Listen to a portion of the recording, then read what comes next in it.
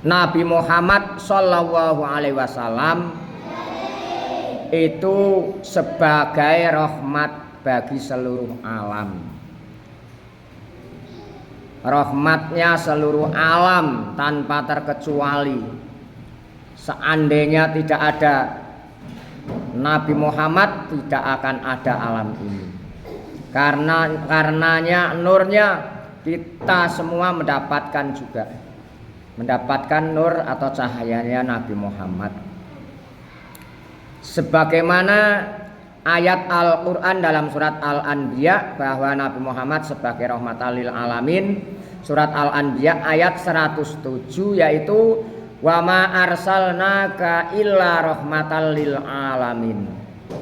Nah diarteni kaya pondokan waktu di pondok atau saiki ning pondok ngene iki ning pondokan desa gak masalah, sampai ning pondok desa gak masalah, sing penting belajar yang sungguh-sungguh semata-mata mencari ridho Allah Subhanahu wa taala, fa insyaallah akan mendapatkan ilmu yang manfaat yang barokah. Allahumma wa ma arsalnaka lan orang utus sapa ingsun Allah ka ing sira Muhammad, khitabe ning ngene Nabi Muhammad, illa rahmatan kejaba rahmat lil alamina keduwe wong alam kabeh. Wa ma arsalnaka illa rahmatan lil alamin. Kalau diartikan Indonesia, dan tiadalah kami mengutus kamu melainkan untuk menjadi rahmat bagi semesta alam. Kalian harus mengerti Nabi Muhammad adalah untuk semua alam. Kita termasuk orang Indonesia. Nabi lahirnya di tanah suci Mekah sana, orang Arab. Tapi kita semua juga merupakan sebagai umat Nabi Muhammad, walaupun orang di luar Arab atau orang ajam. Nabi Muhammad tidak hanya orang orang Arab saja, tapi untuk seluruh penjuru dunia. Dengan jelas Allah Subhanahu wa taala telah menyatakan bahwa Nabi Muhammad Shallallahu Alaihi Wasallam diutus sebagai rahmat bagi seluruh alam semesta, agar dapat menyerap rahmat dari Nabi Muhammad Shallallahu Alaihi Wasallam, maka manusia harus menerima dan mengikuti ajarannya Nabi Muhammad. Kita harus patuh taat kepada Allah, apa yang telah diajarkan atau diperintahkan Allah lewat nabinya, yaitu Nabi Muhammad. Nabi Muhammad adalah nabi yang terakhir. Setelah Nabi Muhammad sudah tidak ada nabi lagi.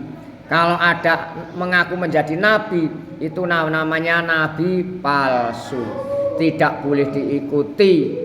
Setelah Nabi Muhammad sudah tidak ada nabi. Pada waktu itu lahir sekitar pada tahun 571 Masehi. Sekarang sudah berapa abad? 14 abad lebih, hampir 15 abad yang lalu. Nabi Muhammad Shallallahu Alaihi Wasallam mengajarkan tentang persamaan derajat manusia.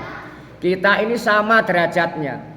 Di sesama manusia tidak ada yang lebih, tidak ada yang kurang. Tapi di hadapan Allah yang paling utama adalah orang yang paling takwa kepadanya, orang yang paling takwa kepadanya, menuruti perintah-perintahnya dan menjauhi larangan-larangannya. Beliau juga mengajarkan agar menyelesaikan masalah tidak boleh dilakukan dengan cara kekerasan. Kalau ada masalah dirundingkan dengan cara damai, jangan secara keras. Ada sesuatu permasalahan dimusyawarahkan bersama. Sebesar masalah apapun bisa diselesaikan dengan cara musyawarah bersama-sama, duduk bersama, dibahas. Kebersamaan ini adalah akan menghasilkan yang baik dan tidak ada penyesalan di kemudian hari. Al-Quran sendiri juga memerintahkan wasyawirhum fil amr fa idza azamta fatawakkal 'alallah innallaha yuhibbul mutawakkilin.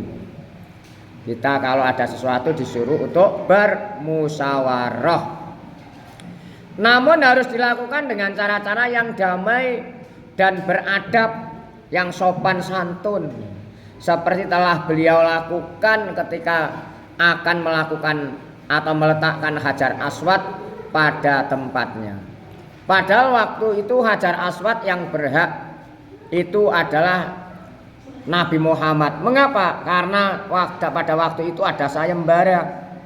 Barang siapa suku-suku Quraisy waktu itu berdebat, akhirnya memutuskan barang siapa yang lebih awal masuk Masjidil Haram pada waktu itu adalah yang berhak meletakkan Hajar Aswad. Ternyata yang lebih awal pada waktu itu adalah tak ada lain Nabi Muhammad. Pada waktu itu belum diangkat menjadi nabi. Iya. Mengapa? Akhirnya bagaimana? Nabi juga bijak. Tidak usah saya sendiri, ayo bersama-sama. Akhirnya Nabi membentangkan sorbannya dan Hajar Aswad itu diletakkan di tengah sorbannya, atau kain yang dibawa itu akhirnya dibawa bersama-sama, semua kabilah bisa menikmati. Nah, ini adalah suatu pemimpin yang bijaksana, adil dalam segala-galanya. Ini semuanya harus kita tiru. Kita teladani contoh-contoh yang baik, kita ambil karena semuanya baik semua yang dicontohkan Nabi, baik perkataan, perbuatan atau ketetapan. Itu merupakan hadis yang wajib kita ikuti. Maka dari itu kita jangan melaksanakan kekerasan atau sejenisnya, tidak diperbolehkan. Dengan bijak Nabi Muhammad Shallallahu Alaihi Wasallam berhasil menyelesaikan masalah tentang siapa yang berhak mengembalikan Hajar Aswad di sudut Ka'bah waktu itu. Tahukah kamu apa yang beliau lakukan? Saat itu ngerti awakmu waktu itu. Meskipun beliaulah yang berhak meletakkan kembali Hajar Aswad pada tempatnya semula, namun beliau atau Nabi Muhammad tetap meminta para pemuka dan pemimpin kabilah atau suku Quraisy ikut membantu mengangkat Hajar Aswad. Akhirnya para pemuka dan pemimpin kabilah Quraisy merasa dihormati sehingga mereka semakin bertambah simpati kepada Nabi Muhammad Shallallahu Alaihi Wasallam. Ini harus kita tiru, kita ambil hikmahnya banyak sekali. Mari kita cermati firman Allah surat Al-Ahzab ayat 45 dan ayat 46 berikut. Ya ayyuhan nabiyyu inna arsalnaka syahidaw wa mubasyiran wa nadhira wa da'iyan ilallahi bi'idnihi wa sirajan munira. Ya ayyuhan nabiyyu, ho eling-eling nabi. Inna satuhune ingsun Allah iku arsalna ngutus sapa ingsun ka ing sira Muhammad. Ya, kitabnya Nabi Muhammad syahidan ing saksi wa mubasyiran lan bebungah gawe bungah wa nadhiran lan nadhiran itu peringatan atau menakut-nakuti menjadi peringatan, wada'ian lan ngajak atau penyeru ilallahi maring Allah subhanahu wa ta'ala biidnihi kelawan idini Allah, wasirajan lan dadi lampu muniron kang madani. Diarteni sekilas, wahai Nabi Muhammad atau wahai Nabi, sesungguhnya kami mengutusmu untuk menjadi rasul atau utusan untuk menjadi saksi. Mengutusmu adalah untuk menjadi saksi, pembawa kabar gembira dan pemberi peringatan, dan untuk menjadi penyeru kepada agama Allah dengan izinnya, dan sebagai cahaya yang menerangi. Al-Quran surat Al-Ahzab ayat 45 dan 46. Berdasarkan ayat tadi, ya, maka Nabi Muhammad sebagai Rasul Allah mengemban tugas sebagai berikut, yaitu syahidan, mubasyiron, nadhiron, da'iyan, sirajan, muniron. Kita ketahui bersama. Nah, sekarang kita ketahui syahidan yaitu menjadi saksi bagi seluruh umat di hadapan Allah di hari akhirat kelak. Mubasyiron yaitu memberi kabar gembira, kabar bahagia, kabar senang, kabar indah kepada umat yang beriman bahwa mereka kelak akan masuk surga jika menjalankan perintah Allah Subhanahu wa taala dan Rasul-Nya, melaksanakan perintah-perintahnya dan menjauhi larangan-larangannya, akan dimasukkan surga, merupakan balasan yang indah yang belum pernah dilihat dan didengar dan dirasakan waktu di dunia. Nadhiron yaitu pemberi peringatan kepada orang-orang yang tidak beriman, yang berbuat maksiat, tidak mau menjalankan perintah Allah, tidak mau diatur bahwa mereka akan dimasukkan ke dalam neraka atau merupakan siksa karena tidak mau menjalankan perintah Allah dan Rasul-Nya. Mereka yang tidak mau menjalankan perintah dan tidak mau menjauhi larangan Allah akan dipenjara, akan disiksa, merupakan balasan yang dilakukan waktu hidup di dunia. Di mana siksa itu adalah merupakan neraka, api yang panas akan membakar dirinya. Api dunia tidak seberapa, tidak ada bandingannya. Seandainya orang di neraka itu langsung diganti api dunia, tidur karena tidak terasa. Padahal api dunia yang kita rasakan ini sudah panas. Kalau di neraka sangat panas lagi. Sekarang da'iyan ilallah yaitu penyeru, mengajak, menghimbau kepada orang-orang yang belum mengetahui. Menyeru kepada siapa? Mereka-mereka kepada agama Allah, agar mau menyembah kepada Allah, melaksanakan perintah dan menjauhi larangannya. Ini da'ian ya, agar mau memeluk agama Islam. Karena satu-satunya agama yang diridhoi oleh Allah adalah agama Islam. Tidak ada agama yang diridhoi kecuali agama Islam. Sirajan muniron adalah merupakan cahaya yang menerangi umat manusia yang hidup dalam kegelapan dengan ajaran Islam, yang asalnya belum mengerti, akhirnya bisa mengerti. Mengapa, anak-anak sekalian?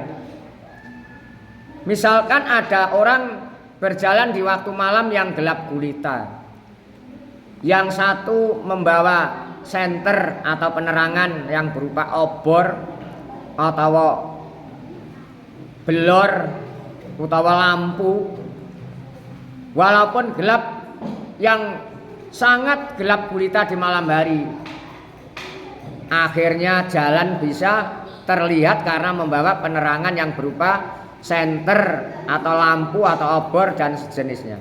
Lain dengan orang yang berjalan di malam hari gelap gulita, tidak membawa lampu atau penerangan sama sekali, akan terjerumus, akan tersesat, akan terjerumus atau menjalar yang tidak diinginkan. Ini bedanya orang yang mengerti dan tidak orang yang mengerti itu jauh. Makanya kita semua semoga dalam belajar ini mendapatkan ilmu yang bermanfaat, yang barokah. Allahumma, mendapatkan ridho guru dan ridhonya Allah Subhanahu wa taala. Allahumma amin. Menjadi anak yang soleh solehah. Allahumma amin. Karena anak yang soleh solehah itu pasti mengerti, anak-anak sekalian. Anak-anak soleh solehah, kalau soleh itu pasti mengerti, bijak dalam segala hal, tahu diri, sopan santun di mana saja berada, dalam keadaan apapun bisa mengerti, dan tahu dalam keadaan kalau memang salah mau diingatkan dan sadar diri dan merasa berterima kasih. Itu kalau orang yang soleh-solehah, dan masih banyak lagi. Tapi kalau hanya orang pandai saja belum tentu soleh-solehah. Orang pandai itu banyak sekarang. Di zaman akhir ini seolah-olah tidak ada orang yang bodoh, semua pandai. Tapi mereka kalau hanya pandai belum tentu mengerti, belum tentu soleh. Kadang-kadang hanya pandai saja tidak sopan santun, tidak bijak. Kalau soleh-soleh kan bijak segalanya. Kalau hanya pandai saja belum tentu bijaksana dalam keadaan apapun dan tidak tahu diri. Yang parah lagi salah tidak mau diingatkan dan merasa benar dan merasa baik sendiri, misalkan merasa jos sendiri, merasa alim sendiri, merasa hebat sendiri. Itu tidak boleh. Itu adalah perlakuan iblis, setan iblis. Lebih-lebih adikang, adigung, adiguno. Kita jangan sampai begitu. Karena kita anak-anak atau orang-orang yang belajar dalam ilmu agama, ilmu yang baik, terutama dalam ilmu tauhid atau akidah, ilmu fikih, ilmu akhlak yang wajib kita dahulukan lagi. Yang lainnya juga baik, tapi kita pelajari yang lebih dulu, lebih awal adalah ilmu tauhid, ilmu fikih, ilmu akhlak. Ilmu tauhid atau ilmu ketuhanan, tentang melajari tentang ketuhanan. Ilmu fikih, ilmu mempelajari tentang cara-cara beribadah. Ilmu akhlak tentang etika, sopan santun, atau akhlak yang dibawa atau dilaksanakan atau dipraktekkan setiap saat di mana saja kita berada. Nabi Muhammad SAW tidak hanya diutus untuk penduduk Makkah atau bagi bangsa Arab saja, namun bagi seluruh umat manusia. Nilai-nilai ajarannya bersifat universal, artinya untuk umum, menyeluruh semua orang seluruh dunia, tidak hanya khusus orang Arab saja walaupun lahirnya di Arab. Nabi Muhammad untuk seluruh dunia, nabinya hamba atau manusia umat sedunia, dan dapat meningkatkan martabat umat manusia, ya. Nilai-nilai ajarannya bersifat universal dan dapat meningkatkan martabat umat manusia. Kita harus mengerti masalahnya tentang sejarah-sejarah ini. Sikap Nabi Muhammad SAW kepada sesama. Nabi Muhammad SAW adalah Rasul yang membawa rahmat bagi sesama manusia. Beliau memberikan kasih sayang tidak hanya kepada umat Islam, tetapi juga kepada non-muslim, bahkan kepada orang-orang yang memusuhinya. Berikut ini kepedulian dan perilaku Nabi kepada sesamanya, diantaranya adalah kasih sayang Nabi Muhammad SAW kepada keluarganya. Al-Aswad pernah menanyakan pada Aisyah, apa yang dikerjakan Nabi Muhammad SAW ketika di rumah. Aisyah mengatakan bahwa Nabi Muhammad suka membantu istrinya mengerjakan pekerjaan rumah tangga waktu sholat tiba maka pekerjaan itu ditinggalkan lalu melaksanakan sholat bersama-sama. Nah ini walaupun Nabi Muhammad kita sebagai umatnya, kita walaupun orang Indonesia sebagai kepala rumah tangga misalkan sebagai ayah harus membantu kepada keluarganya. Istrimu besok itu tugasnya istri sebenarnya itu wis macak mana tugas-tugas masak, umba-umba atau mencuci sebenarnya tuh orang laki-laki semua.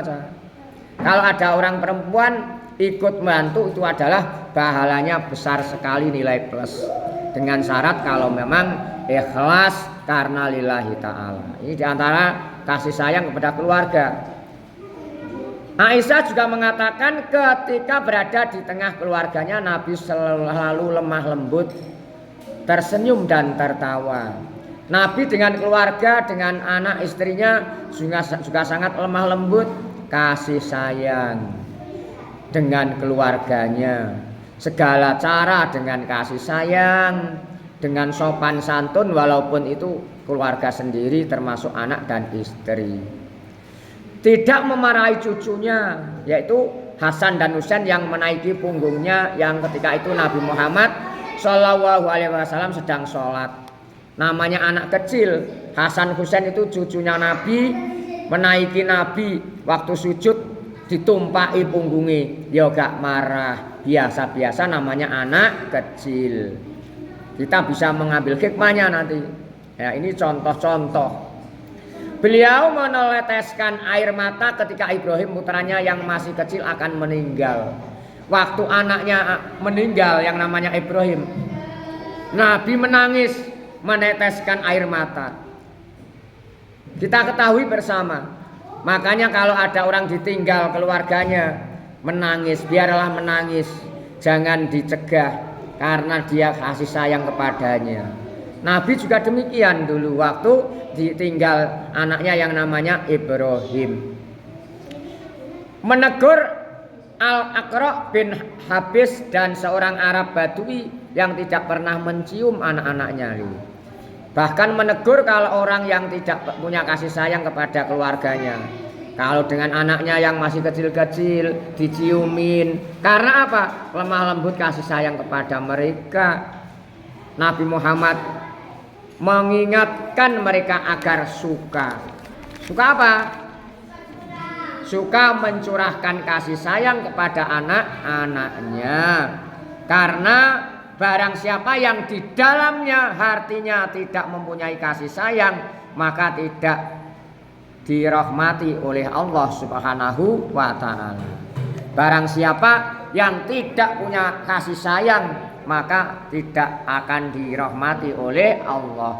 Kita semua harus lemah lembut kepada keluarga, kasih sayang kepada teman, saudara, masyarakat dan sebagainya. Jangan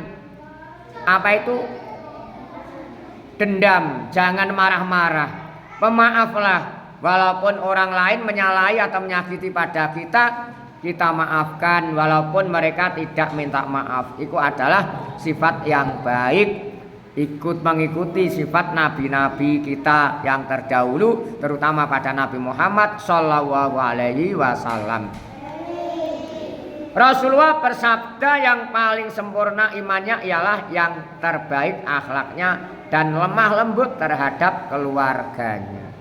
Orang sempurna itu adalah orang yang terbaik akhlaknya, etikanya baik di mana saja berada, dengan siapa saja, dan waktu kapan saja, dan keadaan apa saja.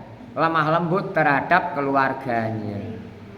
Ini termasuk diantara yang kasih sayang, suatu contoh pada keluarga. Sekarang contoh kasih sayang kepada tetangga. Nabi Muhammad Shallallahu Alaihi Wasallam bersabda, barang siapa yang beriman kepada Allah dan hari akhir, maka jangan menyakiti tetangga. Man kana yu'minu billahi wal yaumil akhir fal yukrim jarahu. Itu yang hadisnya ya nek. Barang siapa yang beriman kepada Allah dan hari akhir, maka hormatilah tetangganya. Jangan dicaci maki, tidak boleh. Jangan digunem atau digibah rasan-rasan, tidak boleh. Baik gibah atau rasan-rasan lewat tulisan atau lewat ucapan atau perbuatan, tidak diperbolehkan. Abu Dzar pernah diingatkan oleh Nabi Muhammad SAW agar memperbanyak kuah bila memasak supaya bisa memberi tetangganya. Misalkan kita masak gulai, sate, dagingnya sedikit, maka kuah atau dudohe mau diakei. Gak iso ngwehi dagingnya aja diwehi dudohe, cek ora rasane aja diwehi ambune tok. Ya, ambune kesana kemari hanya disuguhi bau. Kita jangan begitu, diusahakanlah saling berbagi rasa, saling menikmati bersama, karena kita hidup tidak bisa sendirian, harus saling membantu, saling gotong royong, saling bermusyawarah, saling mengingatkan, saling menasehati, seperti halnya dalam Al-Qur'an, wa tawasau bil haqqi wa tawasau bis sabr. Wa tawasau lan saling nasihatana sapa sira kabeh bil haqqi kelawan kebenaran, wa tawasau lan padha saling nasihatana sapa sira kabeh bis sabri kelawan kesabaran. Saling tuh ini faedahnya adalah untuk orang dua lebih atau lil musyarakah, ya. Kasih sayang Nabi Muhammad SAW kepada orang yang lemah, baik lemah ekonominya, lemah jasmaninya dan sebagainya, harus kita perhatian kepada mereka. Kita perlu membantu kepada mereka semampunya. Tidak ada orang semuanya itu harapannya ya kecukupan semua. Namanya orang banyak, ada yang lemah, ada yang kekurangan, ada yang cukup, ada yang sedang. Kita yang diberi nilai lebih harus tahu diri dan memberikan bantuan yang lain. Jangan mentang-mentang kok sugih upamane, kok kaya, kok pandai, kok hebat, pangkate dhuwur, gak oleh mentang-mentang. Iku iblis, kakuan iblis, setan, tidak diperbolehkan. Kita harus kasih sayang, harus lemah lembut kepada siapa saja.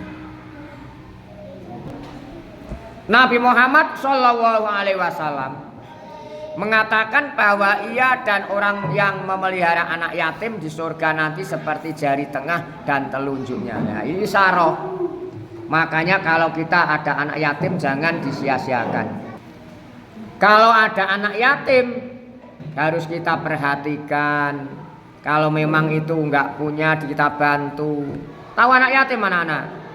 Anak yatim adalah orang yang tidak punya ayah, belum balik ayahnya telah meninggal. Ibunya juga demikian. Kalau dengan ibunya namanya yatim piatu. Kasihan. Anas bin Malik pembantu Nabi mengatakan bahwa Nabi tidak pernah mencela pekerjaannya dan tidak pernah berlaku kasar. Ini waktu itu Anas bin Malik merupakan pembantu khadimnya Nabi di rumah itu. Waktu itu Nabi tidak pernah mencela, ngelokno perbuatannya atau pekerjaannya, selalu diam, semuanya dianggap baik dan sebagainya. Nabi Muhammad tidak pernah mencela atau ngelokno pekerjaannya pembantune, gak tahu, dianggap biasa. Nah, ini kita harus tahu diri. Kalau punya pembantu rumah tangga, pembantu pekerjaan, atau kalian sebagai bos misalkan punya anak buah, jangan dipekerjakan semena-menanya. Biasa-biasa saja, hormatilah mereka, kasihanilah mereka. Seperti halnya Nabi juga demikian, karena kita semua umatnya Nabi Muhammad harus meniru Nabi Muhammad Shallallahu Alaihi Wasallam. Ya. Selanjutnya, Nabi Muhammad Shallallahu Alaihi Wasallam suka menjenguk orang sakit dan mengunjungi orang-orang yang jompo. Kalau ada orang sakit, tetangga sakit, mengerti, jenguklah, didoakan ya. Kalau menjenguk orang sakit didoakan, ya mudah-mudahan lekas sembuh, biar bisa melaksanakan kegiatan sebagaimana biasa. Sabar, diberi apa itu masukan sabar. Semuanya itu adalah ujian. Ada yang diuji lewat kesehatannya, ada yang diuji lewat ekonominya, ada yang diuji lewat anaknya, diuji lewat tetangga, diuji lewat saudaranya dan sebagainya. Nabi sendiri juga menganjurkan untuk membebaskan para budak. Sekarang sudah tidak ada. Kalau budak itu bisa dijual waktu dulu, kasihan. Sekarang sudah tidak ada budak. Suka membantu fakir miskin. Tahu orang fakir itu adalah begini ya. Orang fakir itu tidak punya pekerjaan tetap dan kurang sehari-hari penghasilannya. Tapi kalau miskin mempunyai pekerjaan tapi tidak mencukupi, juga masih kurang setiap hari. Ini termasuk kita harus peduli kepada orang fakir miskin. Dan para janda yang namanya janda, tahu janda? Janda itu adalah orang perempuan yang ditinggal suaminya ditinggal mati atau diceraikan. Ada dua janda cerai hidup dan cerai mati. Kalau cerai mati ditinggal mati bojone atau suaminya, kalau cerai hidup pegatan atau talak pegatan di pengadilan. Duda juga demikian. Duda adalah orang yang ditinggal istrinya meninggal dunia atau cerai. Ada duda cerai atau duda mati. Sama halnya demikian. Nabi bersabda, orang yang membantu janda dan orang miskin seperti jihad fisabilillah, atau orang yang selalu menjalankan sholat malam dan selalu berpuasa. Barang siapa yang selalu memperhatikan orang miskin dan orang janda, maka bagaikan orang yang berjuang di hadapan Allah, atau orang sholat malam dan selalu puasa. Ini ibaratnya pahalanya besar. Perilaku atau keadaan Nabi Muhammad SAW terhadap musuh-musuhnya juga kasih sayang.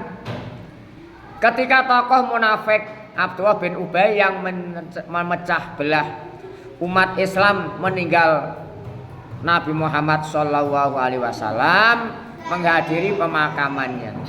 Padahal ada orang munafik yang namanya Abdullah bin Ubay yang selalu memecah belah umat Islam. Orang munafik itu meninggal, tapi Nabi Muhammad juga menghadiri dalam acara pemakaman, bersosial, bermasyarakat, bergotong royong dalam kemasyarakatan. Nabi Muhammad SAW memberi penghormatan dengan berdiri ketika ada jenazah orang Yahudi sedang lewat. Ada jenazah lewat, Nabi Muhammad mengerti. Nabi berdiri adalah dengan penghormatan berdiri itu. Nabi juga memaafkan dan tidak dendam kepada Daksur yang telah menghunus pedangnya kepada Nabi Muhammad SAW akan membunuh. Nabi pernah akan dibunuh oleh Daksur. Nabi tidak dendam. Nabi selalu memaafkan pada Daksur. Dan juga kepada Suraqah yang mengejar Nabi Muhammad SAW. Nabi Muhammad pernah dikejar Suraqah, tapi setelah Daksur dan Suraqah tidak berdaya, Nabi tidak dendam, tapi Nabi memaafkan kepada mereka. Dan hendak membunuhnya tetapi gagal, Nabi juga memaafkan Wahsy, orang yang telah membunuh Hamzah paman Nabi. dakso Nabi Muhammad siapa itu Suraqah itu akan membunuh Nabi Muhammad, tapi gagal. Akhirnya Nabi Muhammad tidak dendam, malah memberikan maaf kepadanya. Juga memaafkan Wahsy. Wahsy ini adalah orang yang membunuh pamannya, yaitu Hamzah. Hamzah itu pamannya Nabi Muhammad Shallallahu Alaihi Wasallam. Perilaku Nabi Muhammad Shallallahu Alaihi Wasallam kepada alam sekitar. Kasih sayang Nabi Muhammad Shallallahu Alaihi Wasallam tidak saja kepada sesama manusia, tetapi juga kepada alam sekitarnya, seperti kepada binatang dan tumbuhan. Kita jangan seenaknya hidup di alam ini, harus perlu keseimbangan. Kasih sayang dengan binatang. Misalkan ada binatang kambing, kucing berkeliaran di hadapan kita, kalau memang itu lesu atau lapar, berikanlah makanan. Jangan malah digode, disawat. Sakit itu kalau disawat. Kucing juga nangis, kambing juga menangis, dan hewan lainnya juga demikian. Kasih sayangilah hewan-hewan itu, termasuk tumbuh-tumbuhan. Nabi Muhammad SAW bersabda, setiap perlakuan baik terhadap makhluk hidup akan mendapatkan pahala. Barang siapa yang memperlakukan makhluk hidup yang baik, maka berhak mendapatkan pahala atau ganjaran. Berikut ini contoh perilaku Nabi Muhammad SAW kepada binatang dan tumbuh-tumbuhan. Kasih sayang Nabi Muhammad kepada binatang. Nabi melarang berbuat kejam terhadap binatang dan menyuruh agar menaiki binatang yang sehat dan memakan dagingnya yang gemuk. Kita kalau membunuh binatang boleh, seperti lalat, lamuk, tapi dibunuh, jangan disiksa. Kalau langsung dibunuh boleh, kalau disiksa nggak boleh. Seperti lalat, kamu pegang, ambil larnya atau kakinya, dipreteli, itu penyiksaan, tidak boleh. Terus kamu ngomong adikmu, ana jenggereng, nanti jenggereng, kayak rajungan itu, atau yuyu, urit, ditaleni, diseret, digantung-gantung, tidak boleh, itu namanya penyiksaan, tidak diperbolehkan ya. Jangan, yang sudah, yang karena belum mengerti, sudah, jangan diulang lagi. Nabi menceritakan ada seorang wanita masuk neraka karena mengurung kucing dan tidak memberinya makan hingga kucing itu mati kelaparan. Kucing dikurungi akhirnya mati, sing ngurung mlebu neraka lho. Ngene iki lho. Mbah kewan liyane awakmu ingon-ingon dipakani diramut sing apik, aja ditokno cah. Nak digorok sembelih ya sembelih, kalau dipateni gawe iwak, misalkan binatang yang halal enggak masalah, tapi tidak boleh disiksa.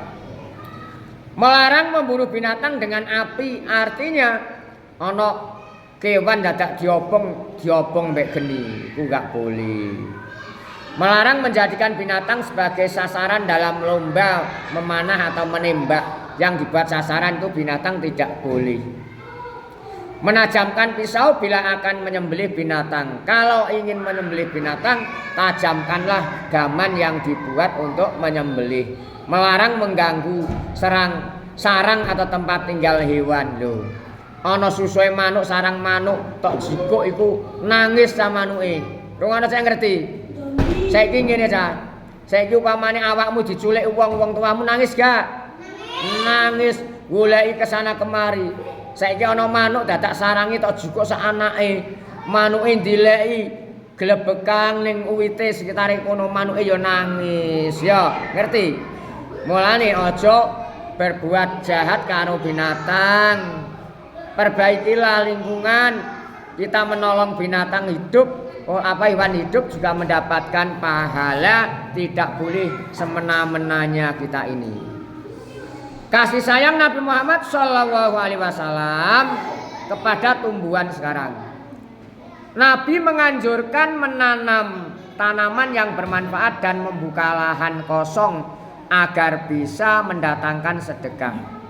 Kalau ada lahan kosong yang tidak berguna, manfaatkanlah lahan itu, tanamilah tanaman yang bisa bermanfaat bentuk apapun.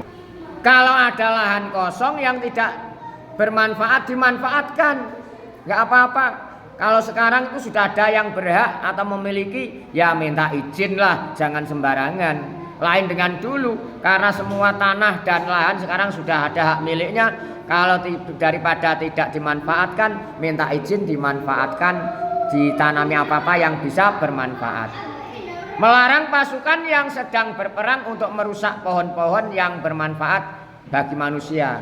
Waktu perang juga demikian, pohon-pohonnya tidak boleh dirusak. Melarang atau merusak lingkungan sekitar karena kerusakan di daratan dan di laut akibat ulah manusia, sebagaimana firman Allah dalam Al-Quran surat Ar-Rum ayat 41, yaitu Dhaharul fasadu fil barri wal bahri bima kasabat aydin nasi liyudhiqahum ba'dalladzi amilu la'allahum yarji'un. Dhahara wis jelas, wis terang, padang, jelas tanpa ragu-ragu apa al-fasadu kerusakan fil bari ing dalem daratan wal bahri lan lautan bima sebab perbuatan atau sebab barang kasabat kang agawi supaya dinasi pira-pira olahe tangane menungso liyudhiqahum ba'dalladzi amilu allahum yarji'un. Ini dalam surat Ar-Rum. Telah nampak jelas kerusakan di darat dan di lautan disebabkan karena perbuatan ulah tangan manusia, supaya Allah merasakan kepada mereka sebahagian dari akibat perbuatan mereka agar mereka kembali ke jalan yang benar. Sekarang meneladani kisah kasih sayang Nabi Muhammad SAW kepada sesama dan kepada alam sekitar. Ini meneladani perilaku Rasulullah sebagai rahmat bagi seluruh alam semesta patut kita teladani. Kita buat contoh. Allah telah berfirman dalam Al-Quran surat Al-Ahzab bahwa telah ada dalam diri Rasulullah itu uswatun hasanah atau teladan yang baik bagi orang yang mengharap rahmat Allah. Kasih sayang yang patut kita contoh diantaranya banyak sekali dah. Diantaranya adalah perilaku Rasulullah SAW. Ini patut kita contoh dan kita teladani. Diantaranya lemah lembut dan selalu tersenyum terutama kepada keluarganya. Suka memaafkan sekalipun kepada orang yang membencinya. Rendah hati yaitu mau bergaul dengan siapa saja dan sangat perhatian kepada sesamanya. Suka menolong dan dermawan. Selalu memperhatikan dan menjaga lingkungan sekitarnya. Semoga kita semua mendapatkan ilmu yang bermanfaat. Allahumma ilmu yang barokah. Allahumma ilmu yang diridhoi guru dan Allah Subhanahu wa taala. Allahumma amin ya rabbal alamin.